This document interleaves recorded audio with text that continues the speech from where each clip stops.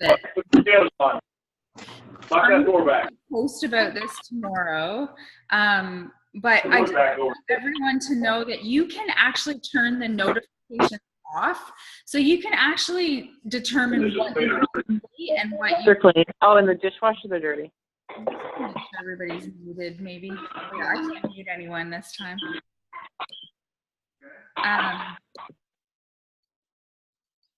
Oh, you have to unmute yourself, Michelle. Okay, we'll just start all over again. Welcome, everybody. Oh my God, this is always a shit show, I tell you. Okay, we're good. Okay, so the first question we asked was if everyone was liking the new group, how it's bigger, how it's not going to stop, how there's both Megan and I there, both coaches. So, and actually several coaches are in the group, but I guess the leaders of the pack would be Megan and I. We're never leaving. So some of the other coaches will probably leave because they will go start their own groups. And that's what we always encourage them to do. So, but we're not going anywhere. So we wanted to get your feedback about that. And I have actually had just a couple people with just a tiny bit of negative, not that they don't want to be in the group, but they just brought to me a couple of concerns that they had. And they felt like they weren't being quite as engaged because of the bigger group. They were feeling a little overwhelmed. So what I shared with them, and we maybe should have done this in the beginning and we forgot, but you can actually turn the notifications off. So you can go into your, I think there's like 3 lines at top left when you first go into your challenge app, and you can actually determine what you want to see and what you want to hear. So if you just want to have the coaches post, so this is truthfully, this is what I have mine set. I only see what Megan and I post because I think that's the important stuff. That's where most of the really juicy stuff that you guys share is underneath our questions. And then once a day, usually right before I go to bed, I scroll through everything. And that might be when you see that I've kind of liked everything or made little comments. But if my phone was constantly dinging all day, it would drive me bananas, which I'm sure it would. It does you guys too. So please go in there and you can determine what you want to see, and you don't have to have any notifications at all. Like you can just pop in when you want to pop in. So please do that if it's driving you a little crazy, because that does not hurt our feelings. We would rather you be able to come in and really enjoy it and use it for your accountability and not get sort of irritated with all the stuff. I mean, because there's double the people, right? And it's only going to grow because Megan and I, as soon as we talk to someone, for example, I have 3 people coming in tomorrow. So I'll welcome them tomorrow and they're going to join in too. So it's only going to grow. So we want to keep you guys as happy, as engaged and kept accountable as well. So we want to try and fit everybody's needs. So go ahead and change those new notifications. Does that sort of explain it, Megan? Yeah, that's good. Yeah. Cool. Yeah.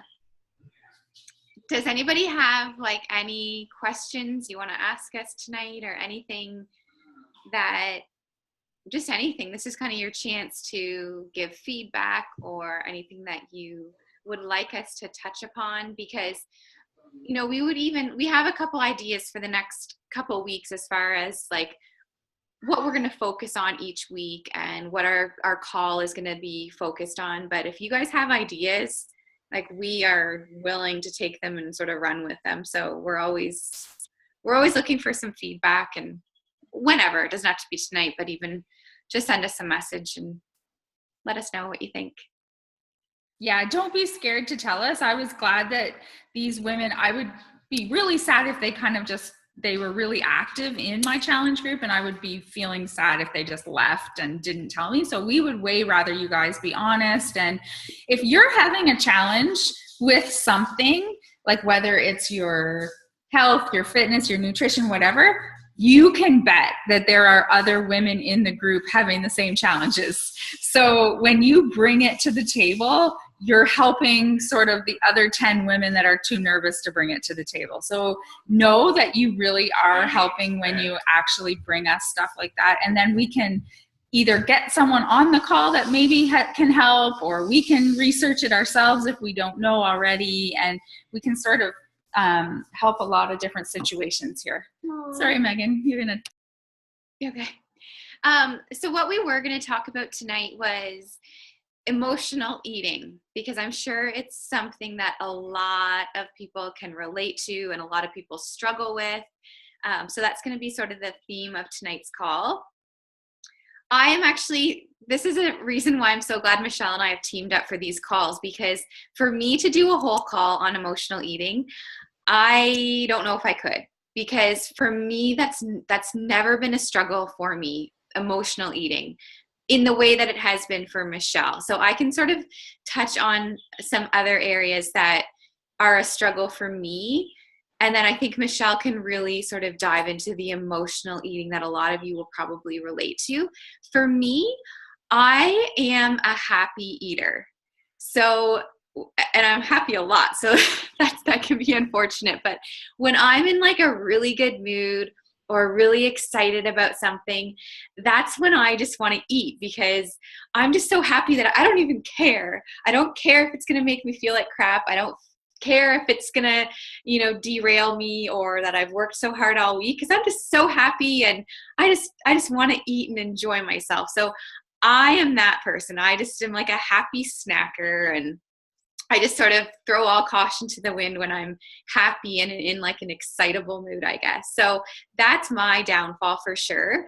When I feel stressed, or when I feel worried or nervous, I just feel sick. Like I don't even want to touch food. Like I went through a bit of a stressful period. I remember once in high school, and my dad was sick, and I was like breaking up with my high school love. Like it was just like really a bad time. In the grand scheme of things, it wasn't like such an awful time, but it was in the moment. And I remember I just could not eat. It was the first time I had realized that was the association I had with like the opposite of emotional eating, I guess. Like I couldn't eat for days and days and days. And I actually got pretty thin, like in high school, like different now, right? That wouldn't happen to us now, but I was like really, really thin and just felt so unwell. But it was because I was just so stressed and just worried about all that was to come, that I couldn't even think of putting food into my mouth. Whereas a lot of other people, those feelings would sort of make you reach for the food and reach for the comfort food and just keep eating and eating and eating, trying to fill something inside of you. But maybe some of you guys can relate to the way I was, and it's just, I don't even want to touch food if I'm worried or nervous or anything. So, but what I did want to sort of talk about is sort of the peer pressure that comes with food, because that's something that I don't see Michelle struggling with, and maybe she does, but from what I've seen at social events or when we go out for dinner, it's not something like she just owns it. She owns her healthy eating. She owns ordering something off of the menu so that she can stick to her goals. Whereas I am a little nervous about doing that. And I don't want to be the only one at the table ordering something healthy. So if I'm out with friends or coworkers, whatever, and everybody's ordering like pizza and wings and pasta, I don't want to be that person that doesn't order that. I don't know if it's just like insecurities of wanting to fit in with people, or that they're going to be like, oh, there she goes. There's like the healthy girl ordering her healthy meal, right? I feel very insecure about that, I guess, and a little self-conscious. So I have always sort of been the one that sort of conforms with what everyone else is doing. So if everyone's eating healthy, I'm going to eat healthy. But if there's people that aren't eating healthy, then that's fine. I won't eat healthy either. So I need to sort of work on that. I need to work on just owning it and being okay with my decision. And I've definitely gotten better at it. And I'm okay with being the healthy eater at the table, or the one at the party that brings the healthy foods and stays away from all the other snacks. But I even think we put that pressure on ourselves, because I really don't think that anybody else cares. I really don't. And this, I had my eyes sort of open to all of this a couple weeks ago when we were doing the 3-day refresh. So I had to go to this backyard barbecue, which I was nervous about doing. I think it was like day 2 of the 3-day refresh. Well, of course I was not going to blow it. I was not going to cheat. There was no way in heck I was going to just start eating something out of feeling pressured or having a drink because it was offered to me. So I was nervous about going into this. And the thing is, not one single person said to me, why aren't you eating? Why don't you have a drink in your hand? No one said it to me. And no one knew I was doing this either. It's not like I had sort of expected to have all these conversations with people. Like, they're going to ask me why I'm not drinking. They're going to ask me why I'm not having the appetizers or the hot dogs that are coming off the barbecue. Like, I was so worried about having to explain to them, oh, I'm doing this 3-day cleanse, and, you know, having to explain, like, I'll just have my few carrots, like, and my water. And not one single person noticed. None of them. And like, it was family that was there. Like, no one said anything. One person said like, oh, you should try this new drink that I bought, like some sort of like, I don't know, cooler or something. And I was like, oh, cool. Like, you know, how is it? Is it good? And I, you know, it's not like she was like shoving it down my throat, or when the food was being passed around, no one was like, eat it, eat it, eat it, eat it. Like, we do it to ourselves. We are the ones that put that food in front of us, and we are the ones that feel like we have to eat it. No one else cares. No one said to me, why aren't you eating it? The next day, no one said, oh, I noticed you didn't eat at the party. Like, no one even cared. Yet I went into it just feeling so worried about what people were going to say, and were they all going to be snickering because, you know, I was doing this cleanse, and that wasn't the case. They all ate and drank, and I had my water, and truthfully, I probably walked away feeling a whole lot better and woke up feeling a lot better. But it sort of really opened my eyes to that whole thing. Like, no one is making us eat these foods. When we go camping, when we go out for dinner, anywhere, it's us. We are the ones that have control, and we are actually putting the foods into our mouths, and no one else probably cares whether we do or whether we don't. So that's it's so true. I mean, I'm kind of laughing when Megan says I own my healthy eating, because I absolutely do, but and I always have, but it started because I was kind of like a closet eater, right? Like, I didn't really want I could see in the mirror that I was 80 pounds overweight, but I didn't think anyone else could see it. And I didn't want them to see me eating bad food. So I would always eat healthy or eat nothing in public, but then I would go home and be sad because I was 80 pounds overweight and feed my emotions with chips and chocolate and popcorn and, you know, all the stuff. So it really, I've always done that out in public. I've never ate bad. Like, probably very few people have ever seen me eat bad food, no matter what weight I've been. But it's mostly in the last couple of years, I do that because that's how I want to eat. Like, now I own it. I'm 100% not embarrassed at a restaurant to say that. I mean, Megan's ate with me a million times. I have a restaurant right across the road from me, and we go there all the time. And I literally just say, you know what I'm going to ask for, right? Like, you know, I'm going to deconstruct this salad. Like, I just make a joke of it, and nobody cares. I've never, ever had any waitress kind of look at me like, oh, you're such a pain in the ass. Like, no one has ever done that to me. You're just asking for stuff on the side. I mean, there's so many dietary restrictions now that this is so normal at restaurants. You asking for dressing on the side and to hold the candy coated nuts, like, it's not a big deal. So I think that's really, really, this isn't really a call about dining out, but I think it's really important because I think there are a lot of people that are really embarrassed to ask for what they want in front of friends, or they're afraid to, you know, ask a waiter or waitress to do something special. And unfortunately, that one meal can really derail your hard work that you did all week. So you really have to ask yourself, like, like, what's worth it here? Like, how embarrassed are you going to be in front of your friends? Like, really? Like, you're actually probably inspiring them. I mean, I certainly have sat at a table with my brother laughing, like, are you going to order chicken wings, Michelle? Like, he does it every time. And, you know, we have the same banter back and forth, but like, who cares? Like, I'm not going to die of a heart attack. Like, this is awesome. Like, you make your own choices. I'll make mine. You kind of have to own your health, and you have to be confident in what you're doing.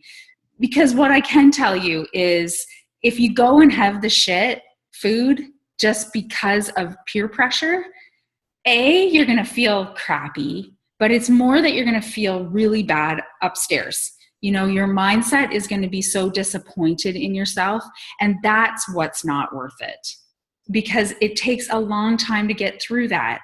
You probably aren't going to gain 5 pounds or whatever, but it's the mindset around it that you weren't strong enough to actually do what you're supposed to do. And that derails you more than the calories that you have in the food. You know, the restaurant food, like, it's actually, you know, they're putting it all together. It's very easy for them to make what you want. Like, that's the cool thing about going to a restaurant. You know, you can actually ask for what you want. You're paying for it. So I wouldn't be embarrassed about doing that. And as far as your friends, I mean, I would question your friends. You know, if they're really like teasing you about what choices you're making for your health, it's kind of silly. But anyways, that is not what this call is about. This call is about emotional eating. And don't you guys just want to like throw daggers at Megan? Like, as if she eats when she's happy? Come on. I eat when I'm happy and sad and depressed and anxious and bored. Food solves a lot of problems for me. So I have had to work really, really, really hard to try and figure this out about myself, because it's been a big, big problem. It took me to weighing about 215 pounds, and it took me a long time to get that much weight off. So I did lose 80 pounds. At Christmas time, I lost my dad. So this has been a period of time for me that I have really had to dig deep into the lessons that I've learned the past 10, 15 years about emotional eating, and I've had to really put them to work.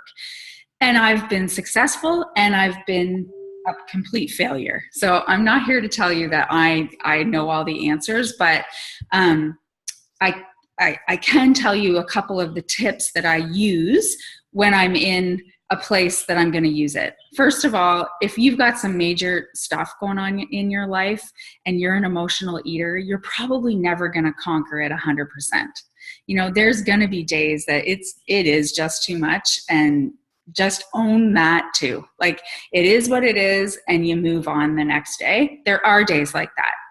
However, something that I have learned to practice is, before I get to the food, like I might be like literally at the cupboard, I ask myself, why am I here?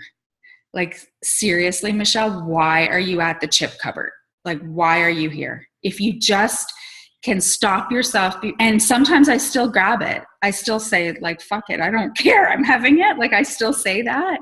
But a lot of the times I'll be able to say, you know, the only reason you're here is you're sad right now, or you're anxious right now, or and then I can make a different choice.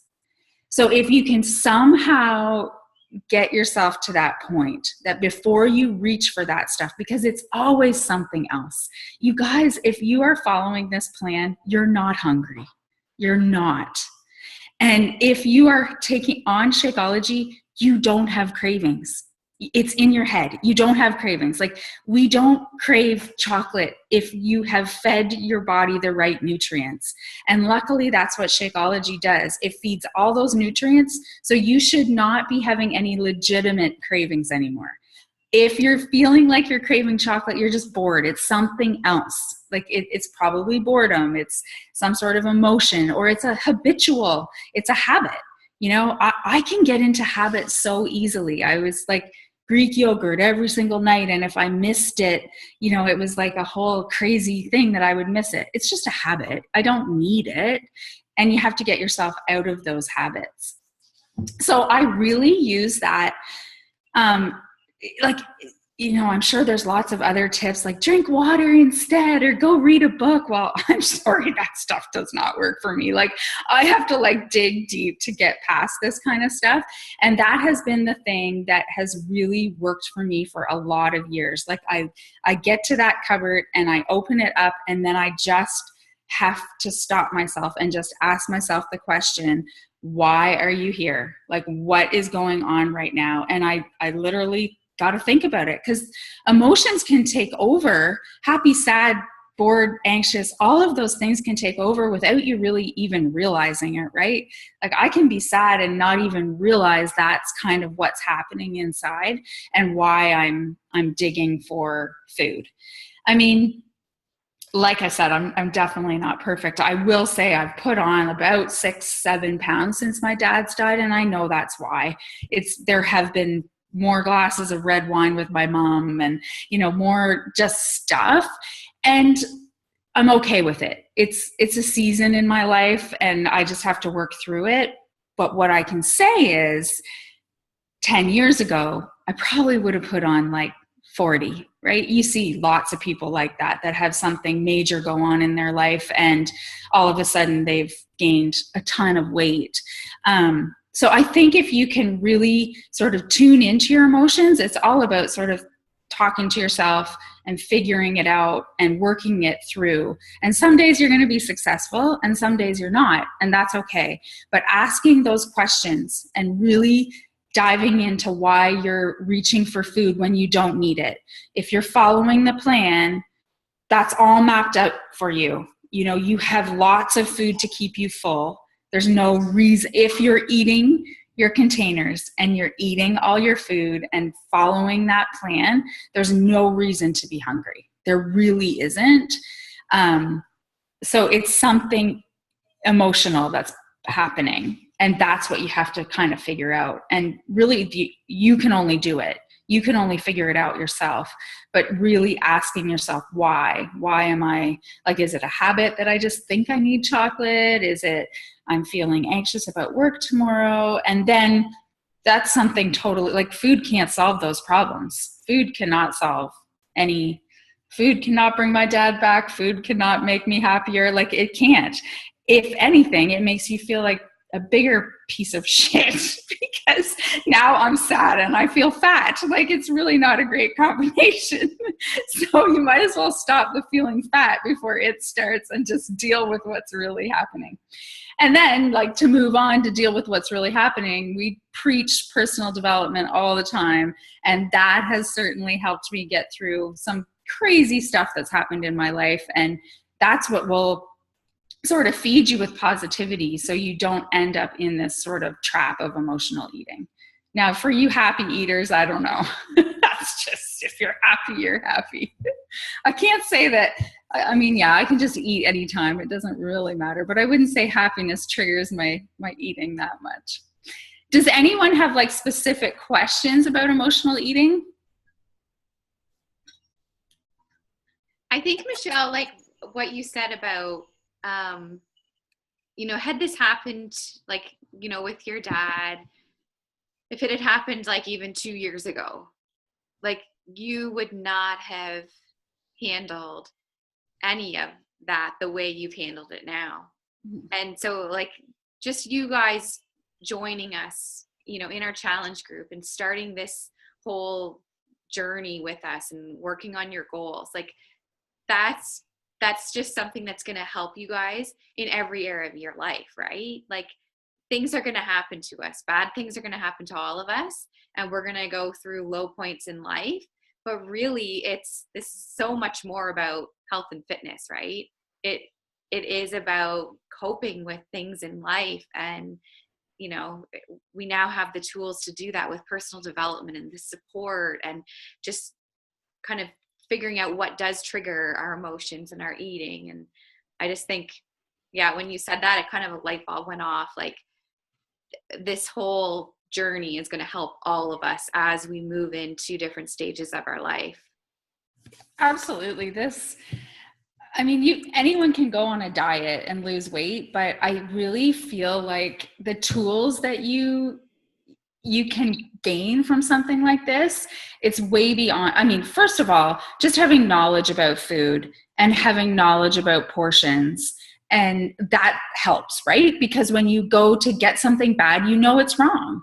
If you have the knowledge, then you have that. But it's all the extra stuff, like the support when, like tonight, the support to learn about it and know that you're not by yourself. Like, you're not the only one digging for chips at the, like, at Friday night at 10 o'clock. So am I. Like, for sure I am. Every Friday night, that's what I want. But you just have to be strong enough, and you have to know what your goals are. I think it's really, really important to really clearly define what you want out of this right now. And when I say we have different seasons, I really mean that. There is going to be a season that you want to get those 20 pounds off, and nothing in the world is going to stop you. And you're also going to have seasons where, you know, I just want to maintain right now. I've got this and this and this happening, and I just want to live a healthy, maintained life. You're probably not going to lose anything, but we don't want you to backtrack. We don't want anyone gaining. You know, we want you to stay healthy and maintained. So you have to figure out what your goals are, and then, you know, reverse engineer what you can and can't do. If you are here to lose an X amount of weight by hopefully X amount of time, you can never put a date on that. But if you're really into your goals right now, you need to be clear. You need to know what you're eating, and you can't get off track. There really is just no cheating if that's what you want to do. Like, I know Autumn says you can have this and that, but honestly, guys, if you really want to get to your goals, you can't. You need to stick to the plan, stick to the strict plan. And there's lots of movement just within the plan. Like, it's a pretty flexible plan. You get to have a lot of great things, great food, but to be having like someone today said they saved all their yellows all week for red wine. Like, as much as I'd like to do that too, that's not going to get you to your goals. Like, you know, once a week, sure. Even that I would question. Just like, if you can just stick to what is written, you'll get to your goals. You 100% will. And if that's what you want, that's awesome. If you just kind of want to maintain, maybe hopefully lose a few pounds this summer, but you just really want to stay where you are, then have those treats. That's okay. Like the treats that she says are okay. But you have to kind of decide what you want. You can't be wishy-washy in it.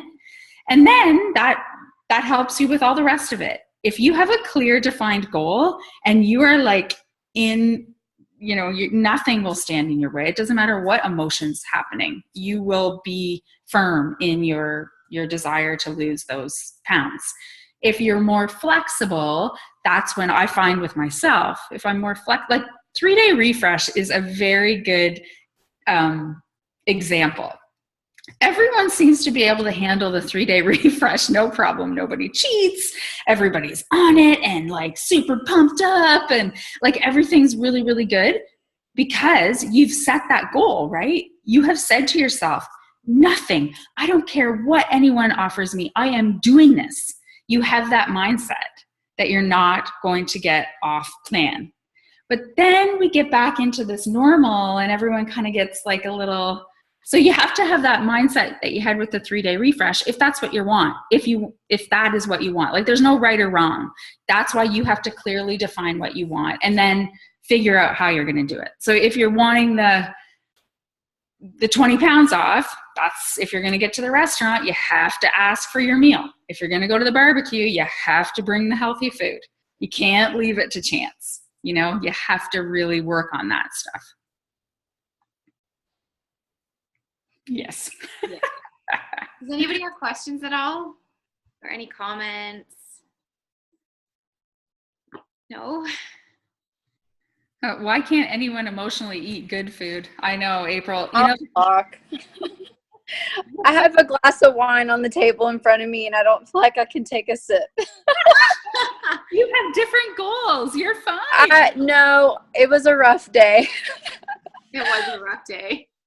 I was flying all day, and our luggage is still lost. So, Oh, no. but I think also just knowing like what your triggers are, because it really is kind of like being, whether it's an alcoholic or whatever. I mean, you kind of have to know what situations, if you can't handle going to a movie without ordering popcorn, then maybe find another date night activity. And I mean, I kind of have to do that because sometimes I don't have the, self-discipline to go to a party. And I think that's where you kind of have to find balance, because you don't want to be the person that just doesn't ever go do anything because you're worried about, what you're going to eat. But like you said, just having those foods prepared, sipping on water at a party with a lime, in it or something like that. But, and then for me, it's not always like emotional stress, like whether it's sad things, it could be just exhaustion. So I know that if I'm tired and I don't have food in the house, like that's going to cause me to emotionally eat because I just don't have the physical energy to prepare the meal. And I think that's what's so hard on the weekend, is just really making sure that I make that trip to the grocery store, because I know that Wednesday night at 8:00 and no one's eating dinner, if we don't have that thought through, then I'm going to order a pizza. So anyways. Yeah, that's a good point. The triggers for sure. Like when I was trying to lose my last 20 pounds, and I mean, I was in the game. I actually wanted to do a bikini competition. So I was like hardcore.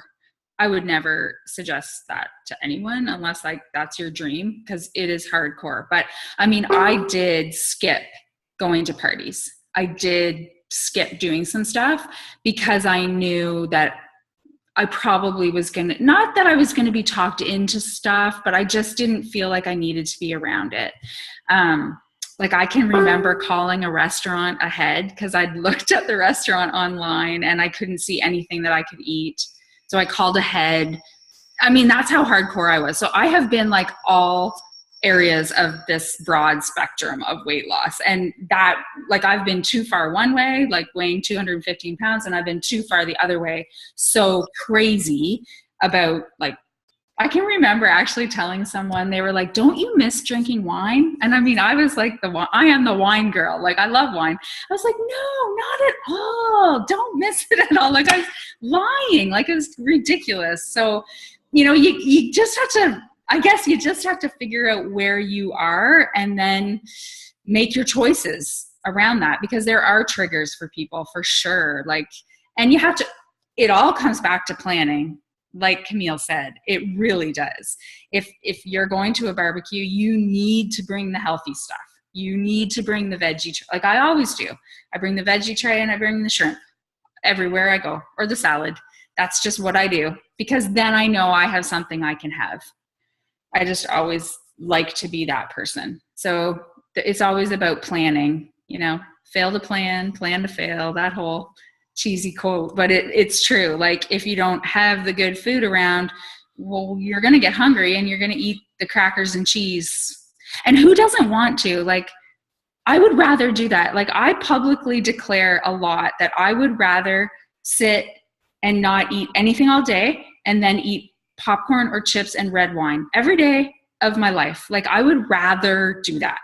So it actually really takes a lot of effort for me to do the healthy stuff.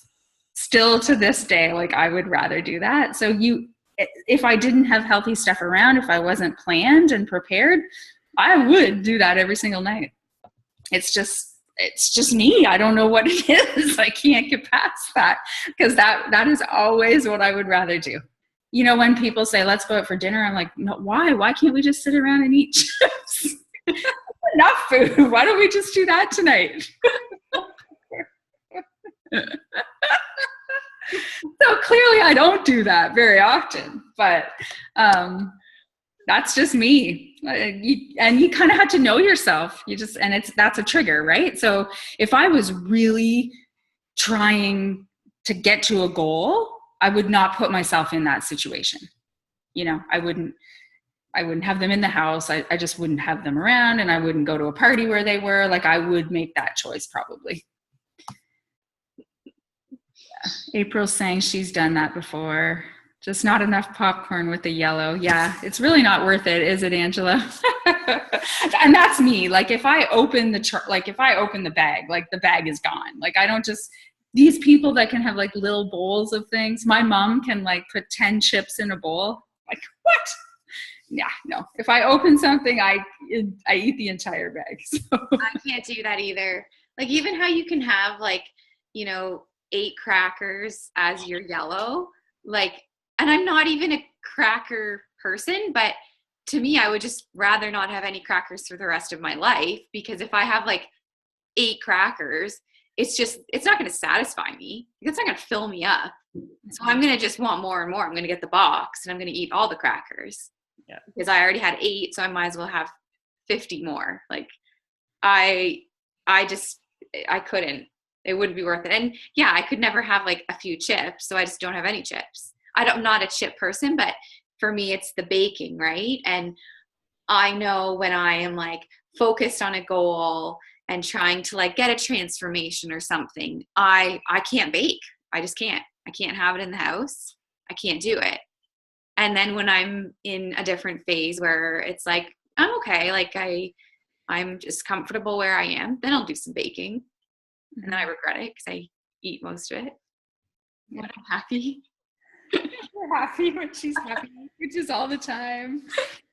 But I think it's really important, like what Megan just said, that like even as coaches, like we have different phases. Like you can't be in like, you're the best shape of your life all the time. Like your abs are not showing all the time. Like it's just not normal. It's not natural. So even we have like different fluctuations, and that's just life. Like that's what it's supposed to be like. What we want to make sure is that everyone is healthy the whole time. You can be in a healthy weight range and still, bake and have some nice dinners and have wine and chips or whatever your thing is. And you can also be in a healthy rate range when you're really being quite serious. And that's just life. You have a trip coming up, you want to look your best, you get serious. You come back from your trip, you get a little off track. It is a cycle. It's the important part is getting to the healthy point. So if you're not at the healthy point yet, that's what we need to get you to. And then we start maintaining. And that's why we love this group, because that's what we want to do. We just want to keep working together through all those phases, because that's what life is. There's going to be all different things that come, and trying to learn how to deal with all those different things is what's important to us, so we can help you through all that stuff. Right? Yeah. That's our goal anyways. Anyways, okay, if nobody has any more questions, we won't keep anybody too late. But please, if you guys have suggestions for calls, like if you have topics that you want to talk about or anything, please just reach out to us, because we'd love some ideas too. We might be fresh out after next week. I'll go do a post in our group and just comment if you were on the call, because we'll do another little draw. Yeah, we'll do some prizes. Yeah. And who won? Colleen and Jess. You won tank tops last week, and they're still on my table. They have not been sent, so I hope you weren't planning on wearing them this weekend. We will give you fair warning that we are really bad at getting our prizes sent out. We do get them sent out eventually. We have great prizes. They just take a long time to get to you. I don't know why. It's like the thing I put off. I'll put it on my to-do list every day for like 10 days. I know. I'm like, oh my God, I just like put it in an envelope. That's it. Like, it's so stupid. I know. Anyways, sorry guys. That's our weakness. We try. Okay, guys. All right. Thank you for coming on. Everybody. Good night.